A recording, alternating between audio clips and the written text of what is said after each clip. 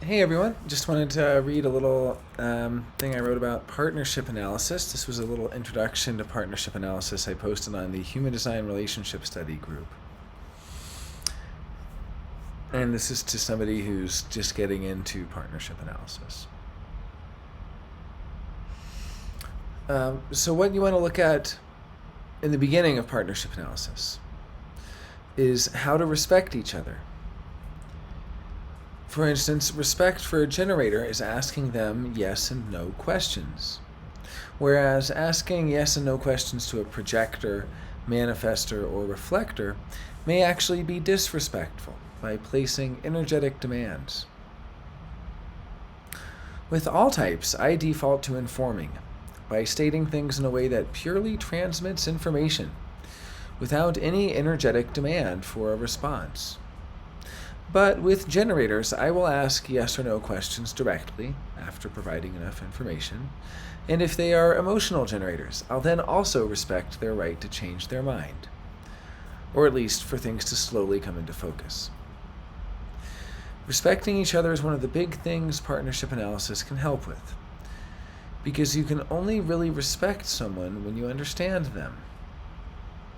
Respecting generators need to stay up late, or the other types need to begin resting at least an hour before bed and to conserve their energy. Great. To go further, you can look at which centers you have defined and what impact you have on each other that way. If one of you is defined emotionally, it will be important for that person to be in touch with their emotions and do the emotional work of processing and digesting. Otherwise, the other will be forced to do it. And the undefined solar plexus will benefit from learning how they are being force-fed the emotional state of the other, and that it's okay for them to take time apart out of aura. Emotionally undefined people often need a lot of time out of aura from emotionally defined people, and that's okay. It's just mechanics, nothing personal. They can also learn to confront the emotionally defined person. You seem down. What's wrong? That sort of thing. Compromise is a favorite topic here, and another place to look. Anywhere you have a hanging gate and they have the whole channel, or vice versa, will be a pain point in the relationship. It is usually thought to be a pain point for the one with the hanging gate, though it can be annoying that they are unable to get on board with whatever the theme of the channel is for the person who has that whole channel as well. What I'm saying is that it can be annoying for the person that has the whole channel too. That the one that only has the hanging gate is unable to get on board with the theme of that channel.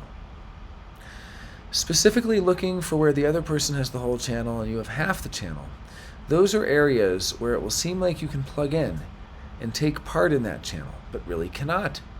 It's a mirage, it's an illusion. So there's a certain feeling of a stone in the shoe or an annoying hangnail, something you can't quite get rid of.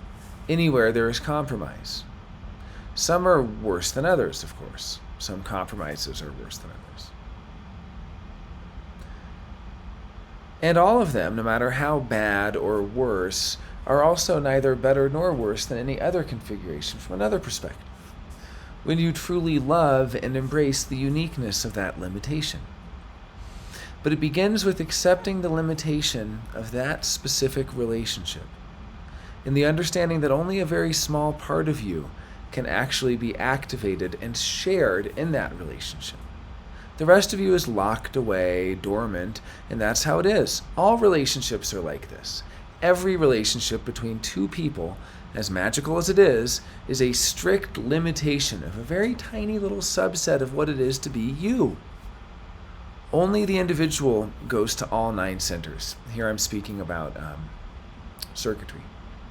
Only the individual goes to all 9 centers. Collective makes it to 8, and tribal to 6. But this tells us we are only truly ourselves when we are alone.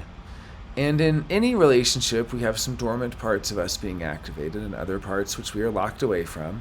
And it's really just a small subsection of what is really the vast swaths of potential that we have in a life.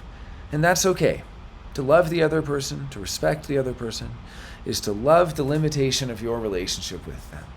and how every time you end up in the same thing with that person, you bring out the same qualities, they bring out the qualities in you. People don't really change. You just learn to accept the limitation for what it is. And that can be a beautiful thing. Okay, thanks for watching.